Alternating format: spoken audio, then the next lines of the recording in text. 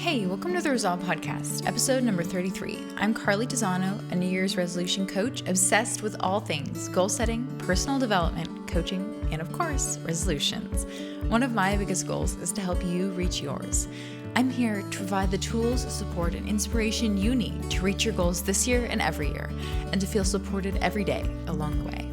Today, we are diving into a topic that I am very excited about. This is one of the podcast episode topics that I've had on my mind since I started the podcast way back in September, and honestly, even long before that, when I was coming up with lists of ideas. And so it's one that I'm super excited to bring to you today. I knew that I didn't want to tackle it when I first started the podcast because of course, there were other important things, especially as we came up on the end of the year and the start of a new year. And then I didn't want to talk about this topic too early in the year because a lot of us were still riding on the high of a fresh new start of January 1st and everything else that comes along at the beginning of a new year. But by the time we get to this time in the year, a lot of times that is beginning to sag and go away a little bit. I think that we should absolutely capitalize as much as we can on the fresh start energy at the beginning of a new year. But oftentimes, even for me, by the beginning of February or at least mid-February, the energy that came from the beginning of the year is starting to sag a little bit, starting to wane. And I'm having to tap into other sources of motivation like commitment. That's one that I use a lot because since I set my goals very intentionally and I know that there's something that I want, I can use commitment to fuel my action for all the rest of the year once the fresh feeling of motivation has gone away. And that's totally okay. I know I've talked about that in episodes in the past. But today is for those of you who maybe now we're mid-year and you've come up with a new goal that you want to pursue. Or maybe you don't believe in resolutions at all. You think they're ridiculous and you think that January 1st is an arbitrary date, which of course it is, but it is still the start of a new year. Even if January 1st is just another day on the calendar, it still marks switching over into a new year and everything that's going to bring for you. No matter what your reason may be for being at this point in the year and maybe wanting to start something new, maybe pursue a new goal or move in a new direction, I am here today to talk to you about alternative fresh start days. And I've pulled these from two different sources, so I will, of course, credit them. And there are plenty more out there that you can pull from or that are going to maybe feel more natural to you. And so in that case, you should absolutely 100% go after them. But I wanted to give you a bank of ideas that you can pull from today that maybe you want to use based off of the type of goal that you're pursuing or based off of something else entirely. But I think that it's so fun to examine alternative times when you might get that little boost of a fresh start. Maybe it's not going to be as big as you feel on January 1st. It never is for me. And that's part of the reason why I really only set goals around January 1st, because most of the things I want to achieve, I want to tackle within that year time frame. And I just like looking at goals from the angle and perspective of New Year's resolutions. But if that's not you, then all of the alternative days we're going to be looking at today may just be exactly what you need to determine when you are going to start working towards your goal. Because the only thing worse than not moving towards your goal is not even knowing when you're going to start moving towards your goal. That is what we're going to be looking at today. And there is no right date. There's no wrong date. Just like you don't have to start on January 1st. You don't have to start on any of these other days that I'm going to mention. But like I said, if you can capitalize on even a little bit more of a fresh start or get a little bit more of a kickstart because you want to start or choose to start on one of these other days, then you should do that. It makes it a little bit more fun. It does give you that set time of, yes, I know I'm planning to start my goal on XYZ date, instead of just saying, yeah, I want this thing and I'll achieve it at some point in the future. Or one of the pitfalls of resolution saying, I want this thing, but I'll wait until January 1st next year to start going after it. So without further ado, let's dive into these alternative dates for starting to pursue your goals and creating the life that you want and becoming the person that you want to be. So the first source, I'm pulling this first list from a book that I read several years ago and that I love. It was recommended, I think, by Gretchen Rubin, which is where I heard about it. And so I read it and I loved it.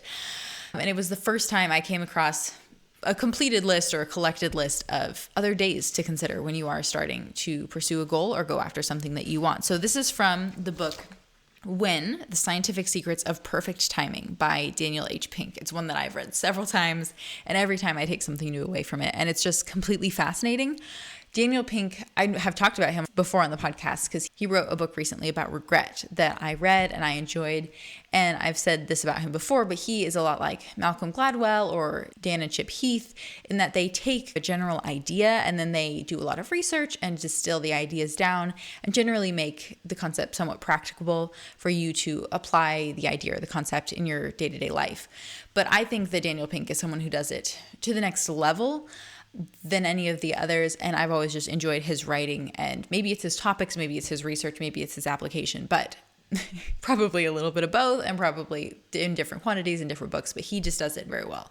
So in this book, he put together a list of 86 days in the year when you can make a fresh start. And I love looking at the year that way because it gives you so much potential and so many opportunities to have that fresh start.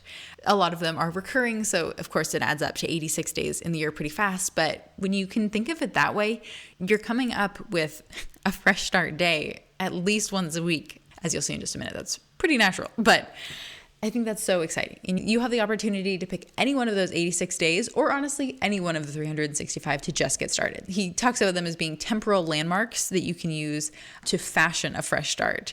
So I kind of like that idea of you're scraping it together, you're building those pieces to build your fresh start, and then you're taking off, you're setting sail in pursuit of whatever it is that you want to pursue. And he also makes sure to point out that many people are on their quest for their ideal day, but there is no ideal day. You just have to get started no matter what it is you're pursuing. So the 86 days start off with the first day of the month. So there are 12 of those that you can pick from throughout the year. Pick anyone that seems significant to you. If you have an idea for something you want to go after right now, then it's probably going to be the first day of the next month. Or it could be the first day of your birth month or something else if that's of significance to you, or it can just be the first day of any month throughout the year. He also points out Mondays are a great day to make a fresh start. And of course, we have 52 of those throughout the year from which we can choose to pursue a fresh start. He also says that the first day of spring, summer, winter, or fall makes a really good day from which you can make a fresh start. He also said your country's Independence Day, or the equivalent, if you don't live in a country that celebrates an Independence Day. So here in, of course, the United States, that would be July 4th. Another great opportunity for a fresh start is a religious holiday, particularly one that's of significance to you, whether that be Easter, Rosh Hashanah, something else entirely. Of course, the number of those or the opportunities you'll have to utilize those would vary significantly based on your religious faith. And that's okay. If that is compelling to you, then choose one of those and by all means go after it. Also, your birthday, that's one that's fun, but it does vary based off of every single person. And of course, you only get one of those in the year, although you do get half birthdays as well. So if that is motivating to you, then certainly capitalize that on as well. A loved one's birthday, you could choose to start something either with them or on your own on someone else's birthday. And he does say that you will only have one of those, but I think chances are you have more than one loved one. So feel free to start on any or all of their birthdays as you choose. The first day of school or the first day of a semester, now that I am in school, once again, I am certainly capitalizing on this one at least to dive into new classes at the start of every term, if not setting a lot of other goals. But that is a really powerful one. And I know I've talked before on the podcast and certainly on my blog and Instagram about September being the other January. And for me, at least, the other point in the year when I do feel the closest approximation to the fresh start that I feel at the beginning of January is what I feel at the beginning of the school year. It is definitely a back to school feeling, and it's very reminiscent of those days with the box of brand new pencils and the fresh notebook. And it does, to me, just opens up a bunch of new possibilities about where you can go and the person you can become. So for me, that's one that I am particularly partial to, even if I am and always will be most partial to January 1st. Another option is the first day of a new job. Of course, you may not have one of those every year, but when you are, that is a great opportunity to dive into an entirely new life, a new set of ideals. You're going to probably have a new commute, a new routine, and it is a perfect opportunity to begin to put together the life that you want based off of probably the new job that you want or the new job that you got. Another opportunity is the day after graduation. That's going to be similar and significant for a lot of the same reasons of getting a new job, and probably it will be closely followed by getting a new job or maybe a promotion, which is equally as exciting and equally as much of an opportunity to start pursuing new goals or a new direction. The first day back from vacation, he lists as another opportunity, and he says that there are 2 of those in a year. I guess that is completely up to you and how many vacations you choose to go on. And that's one for me that I would say I don't feel particularly motivated when I get back from vacation. Normally, I'm just trying to get back to my established routine, which of course is the life that I want or part of the life that I want. But normally when I come back from vacation, I'm not feeling like I really want to dive into something new, but maybe you're different. And if so, then you should absolutely tackle that. He also mentions that you can take advantage of the anniversary of your wedding or first date or divorce. He says that there are 3 of those during the year. Unless you have all 3 of those categories that you would celebrate, then there probably isn't for you. But if there is, each of those could certainly mark a day to start or pursue something new, especially I think within the realm of relationships. Those are always great opportunities to talk with your partner, to grow closer, or to strengthen your relationship, or to pursue a new direction together. He also mentions the anniversary of the day you started your job, became a citizen, adopted a dog or cat, the day you graduated from high school or university, and on and on. So again, those are all certainly days or components you can consider. He said that there's 4 of those, which I think is going to vary once again, based on you. So maybe you would even have more, but those are good ones to consider. I always think about the day that I graduated from college. When that day rolls around, it just helps me to consider how many years it has been since I graduated and the things I've accomplished or the things I wish I have accomplished and want to work on to make sure that I can celebrate them by the time my next college graduation anniversary rolls around. And finally, the last one he lists is the day that you finish this book, which again is When, The Scientific Secrets of Perfect Timing. If you want to read it, I promise you this is less than a page to read through this list. So there is lots more content in this book for you to read and enjoy. And so since you are not reading this book, probably at this particular moment, I would say an alternative day that you could start pursuing your goals is, of course, the day that you are listening to this podcast episode. Or even to tie that into what he said at the beginning of his list, every Monday is the opportunity of a fresh start. And so every day you listen to this podcast when it comes out, if you listen to it the day it comes out, is a Monday. And so that's part of the reason actually why I put it on a Monday, because I wanted to help people feel motivated and excited at the fresh start of a brand new week so that they would feel compelled to tackle and pursue whatever it is they want to with this each new week. If you were listening on Monday, today is an extra special day to start pursuing your goals, even though it's not January 1st, and no matter what it is that you want to achieve. So the second source that I want to pull a list from is, of course, Gretchen Rubin herself, which I find ironic because, of course, she's the one who pointed me in the direction of the book When to begin with. And she, on her podcast Happier, has talked recently about what she calls the calendar of catalysts. And so she's put together a list of days that you might want to use as you start to pursue a new goal or move in a new direction. Even though she has laid it out on a calendar, which I think is an interesting way to look at it, she also says it's a menu of dates to use as reminders to stop, evaluate, and plan. And she's right, different dates mean different things to different people. And so it's nice to look at the world and the year this way. And the dates are unique, probably for you, but then some of them, of course, are established based off of just the year itself or the country in which you live, and you can utilize any or all of them that you want to.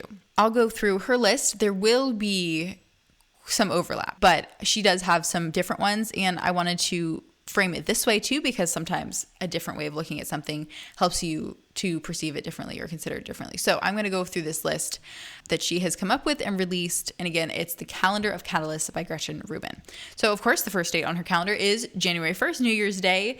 And she does put in smaller print, one of the most popular times in the year to reflect, which I think is absolutely true. It's a very popular time during the year to consider your life and your goals, but any of these can be equally as good if you choose that you want them to be for you. Unfortunately, the rest of January is blank, so if you are wanting to start a goal, I think that's even more reason to start January 1st, if that's when you are considering starting something new. Then in February, of course, we have all the natural holidays like President's Day, when maybe you want to consider political goals or affiliations or determinations. In February, we also have Valentine's Day, where maybe you want to consider love or your relationships. And then Gretchen Rubin adds on February 15th, Determination Day. She says that this is the day when you want to take stock of your progress or lack of progress on a new habit, particularly for those, I think, who start on January 1st. By the time you get to February 15th, it's like I was talking about at the beginning, you're having that lack of energy, you're dealing with all of those components. And so it can be helpful to have that time when you know you're going to take stock and either commit anew or determine a new direction that maybe is going to be more in line, or that you feel that you're maybe more committed to, especially if you aren't feeling motivation by that point in the year. Deciding what is going to be fueled by commitment can be particularly helpful as you pursue your goals. And then in March, she likes to do a lot of plays on words and other things like that. So on March 4th, which is the birthday of a very special member of my family, so I would consider this an extra special day to start. But since it's March 4th, she says March 4th to better new habits. So of course you could March 4th on March 4th to whatever lies ahead for you in the future. And that is another very fun day to start, if that sounds like it's something that would be fun to you. Then shortly thereafter, we have spring forward with the time change, that the date of that changes, of course, every year. But she says that you can spring forward into action or exercise or whatever it is that you want to pursue. And I think that is another fun way of looking at it. Normally, people tend to have, I think, the lowest or notably lower motivation and energy that week of the year. I think it is when it's lowest. And I certainly know that the number of car accidents are the highest that week of the year. And it's because you are running on an hour less of sleep, at least generally. So that's something to keep in mind. But if you are feeling compelled to spring forward and not just on your clock, then certainly do that. Then shortly thereafter, generally, we have the first day of spring and the spring equinox. Those are other great goals, other great calendar catalysts, especially I think if you're pursuing an outside goal or something related to nature, that would be a really fun thing to consider. Then moving on to April, we have April 1st, which is April Fool's Day. Not a holiday that I generally celebrate, but it's also the first day of quarter 2, which if you like to assess your life based on quarters, which is certainly a determination that I've used in the past. That can be helpful if you work for a business that does a lot of stuff structured on the quarter, then that's going to be helpful to you. And another fun one for April 1st is, since it's 401, April is the 4th month and it's the first day 401. Someone said that it was reminiscent of 401k retirement plans. And so 401 could be a fun day for you to consider saving for retirement or moving towards the future and other things related to your financial or retirement or future life. Shortly thereafter, on April 10th, is the 100th day of the year. I do think that is a fun way to think about it. Not something that probably would have come to my mind generally, but it is interesting and something that maybe we're celebrating, especially if you have reached a goal by that point in the year. To me, it doesn't seem like a particularly great day to start something, unless maybe you have checked something off. But if you like the idea of the 100th day of the year on April 10th, then certainly dive in. And then shortly thereafter, of course, we come to tax day, which is a great opportunity to think about your finances, money. So April has lots of great opportunities for you to think about money and finances. So if you need the catalyst to do that, then that's a great option. But once again, anytime during the year when you want to start working towards those things is a great time to start working towards those things. So from there, moving into May, we have, of course, at the very beginning on May 1st, we have May Day, which, as she points out, May Day is not just May Day. When you say May Day, it also generally can be used as a trouble or an alert. And so she says it's a great day to consider asking for help. If you feel like you are sinking or struggling, that may be exactly what you need to consider ways to get the support that you need. She also said it's an interesting month or day in which you can consider things that you may do, to say, I may do that, or I may do this. And for some people, that is the only way they can get themselves to do something. We'll be talking about the 4 tendencies, which is another Gretchen Rubin conception in the near future. And there is one group of people, one of the tendencies for which considering the things that they may do is one of the best ways to actually do something. And after May 1st, of course, we have May 4th, which, as per Star Wars, may the 4th be with you, may the Force be with you. Gretchen Rubin points out that considering the day this way, which I've certainly heard May 4th be used in a lot of contexts, may the 4th be with you certainly being one of them. And in Gretchen's mind, she says that you can use the day to face big, intimidating challenges or decisions that may lay ahead of you, which I can certainly see how that could be compelling to you, particularly if you are a big Star Wars fan, of which I will admit I am not. But if you are, then that could be a great day for you to dive into that. And then related somewhat to 401 and the month of April almost entirely, on May 29th, or 5/29, since May is the 5th month. Someone commented and told Gretchen that 5/29 is reminiscent of 5/29 savings plans for education. So it may be a day in which you want to consider saving for the education of members of your family, or how you may need to save for your own education, or to consider anything financial or education related for yourself in general. From there, moving on to the month of June, which is a little bit barer, but in the middle of the month is the first day of summer and the summer solstice. I do always think about the summer solstice and the longest day of the year. When it comes around, I don't normally start or end anything around that time, at least not intentionally, but I always think it's something worth considering and marking the passage of time that way. And of course, enjoying the longest day of the year. That's something I always try to do. And then switching over into July, of course, July 1st is the first day of quarter 3. To me, July being quarter 3 somehow always blows my mind, but it is. The first day of July is always the first day of quarter 3. And for the same reasons, if the quarter system works for you, or if it's something that you use naturally or want to use, there you go, July 1st. But thereafter, we have July 2nd, which I had never heard this or conceptualized it this way, but July 2nd is halfway day because it is the 183rd day of the year and it marks the halfway point. I had never heard of July 2nd being halfway day before until Gretchen Rubin mentioned it, and I am completely in love with that idea. Again, I'm not sure I'm going to stop or start anything intentionally ever on that date, but I love thinking about July 2nd that way. So if that's something that means something to you, it's like the half birthday of the year. So if you like that idea or are motivated to stop or start something on or around there, then certainly do that. Okay, then rolling over into August. The summer is a little bit bare, I think, on the calendar of catalysts. Of course, there are 4th of July, and at least for people I know, a lot of birthdays. And related to birthdays in August, Gretchen wrote Dogust, because apparently August 1st is the day to celebrate the birthday of a dog. If you don't know the dog's actual birthday, if you have a dog in your life or in your home and you don't know their birthday, then August 1st is the day that you can celebrate them, or maybe the day or month when you want to think about expanding your pet family, bringing someone new into your home. So if you need a catalyst for something like that, then August or August 1st might be the day for you to do that. Shortly thereafter, we have September. So, of course, we start off the month pretty early with Labor Day, generally the official end of the summer season, contrasted with Memorial Day, which is in May and generally marks the start of the summer season. Either work, but Labor Day is particularly great to consider your job or your work, especially if you haven't gotten a new job, you're not thinking about quitting, you don't really have a promotion on the horizon.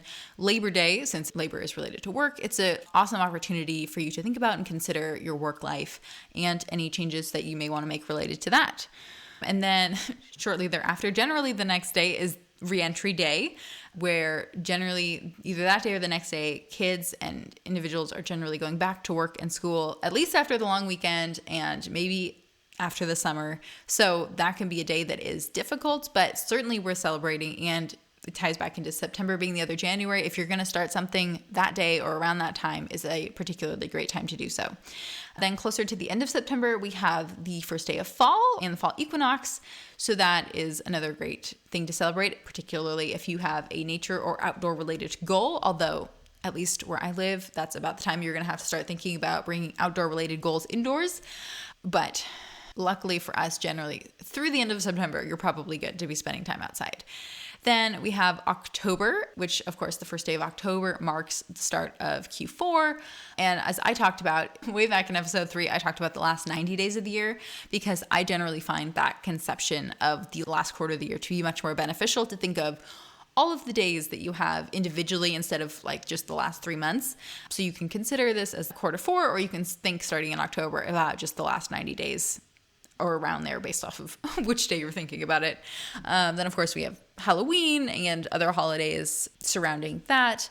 November, of course, early on in November, we have fall back. So this is a great opportunity to get more sleep or to make use of the extra hour that you gain by falling back. Gretchen Rubin is a big fan of that, just getting up earlier and incorporating something new into your life in that hour that you have at least that day, or holding on to it a bit longer. So if that's something you want to do, then certainly do that. Generally, I choose just to fall back into bed and sleep the extra hour, but you could also use it to make intentional progress on something that matters to you. Then, of course, we have Thanksgiving, Black Friday, Cyber Monday. Generally, Gretchen also added to the list the day after Thanksgiving, which is conventionally known as Black Friday, because it's the day when stores move from being in the red to being in the black, thanks to all the shopping. But one of the listeners to Gretchen's podcast had called in and said that she likes to think of the day after Thanksgiving as a free day because it's not associated really with any kind of national holiday. A lot of people choose not to shop, but most people also have the day off of work unless they work food service or retail generally. And so it's a free day to tackle a big project or do something else that you want to do. I generally use it to decorate for Christmas because I want to enjoy my Christmas decorations as long as possible, but not before Thanksgiving. But whether that's your big project or not, you can choose to intentionally tackle something that you want to in November. Then towards the end of December, we also have the first day of winter and the winter solstice. And generally right around there is always my birthday. And if you have a birthday throughout the year, that is a great day to think about your life and your goals and what you want to achieve. For me, though, I've said it before on the podcast, since my birthday is so close to the end of the year, it just wraps up with all the other January 1st and resolution and goal setting energy for me. So I think my birthday just compounds that. But if you have a different time during the year to consider your life and your goals in the direction you want to go, then certainly take advantage of that. I hope this has been an interesting look for you at all of the different options that you have to pursue your goals, to go after something new or different. I think it's super exciting to think about all the different ways that we can change or transform our life, and all the different times that we can use as catalysts to do that. So I will link Daniel Pink's book, When, and Gretchen Rubin's Calendar of Catalysts in the show notes if you want to take a closer personal look. And I certainly invite you to do that. They're very exciting and great resources to turn to. So today I encourage you to resolve to find an alternative fresh start date that you think would work for you. Or if you're anything like me, acknowledge to yourself that New Year's Day, New Year's resolutions, that's the way to go for you. If so, welcome to the club. You can have fun here with me. But if not, or if you want to open and spread your horizons, broaden your horizons a little bit, then certainly dive into any of these other fresh start days that we talk about, maybe other ones that you'll come up with as well. This is by no means meant to be a completely comprehensive list. Like I said, the days you choose are probably as varied as the listeners to this podcast and honestly, all the people out there in the world. So choose whichever days are going to work best for you and use them to help you reach your goals. And this week I am reading The Weekend Away by Sarah Alderson. I've been reading a lot of thrillers this year, and this one was recently made into a Netflix film. So I saw the preview for it, and then the book popped up at the library, and I figured I probably won't ever watch the movie, but I might as well read the book. And it falls into, of course, my favorite thriller genre. So it made it onto my list, and now I'm reading it. I'm just starting, but so far, it's very reminiscent of We Were Never Here, a thriller that I read last year, but I'm enjoying both of them, at least so far. We'll see, of course, where this one goes and where this one ends up.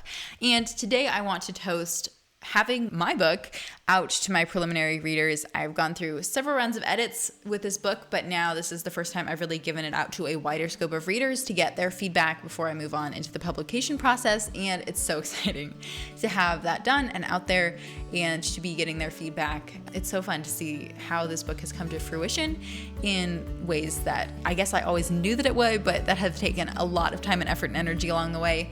And I can't wait to share the book with all of you very soon. At some point during this year, the book can be in your hands too. So with that, thanks for tuning into the Resolve podcast. You can follow me on Instagram at Carly Tizano. I would love to connect with you. Don't forget to rate and review. It really helps other people find the show. And subscribe if you haven't already so that you don't miss another great episode next week. For the show notes or additional support in reaching your goals, check out carlytizano.com. Until next time, here's to all that lies ahead.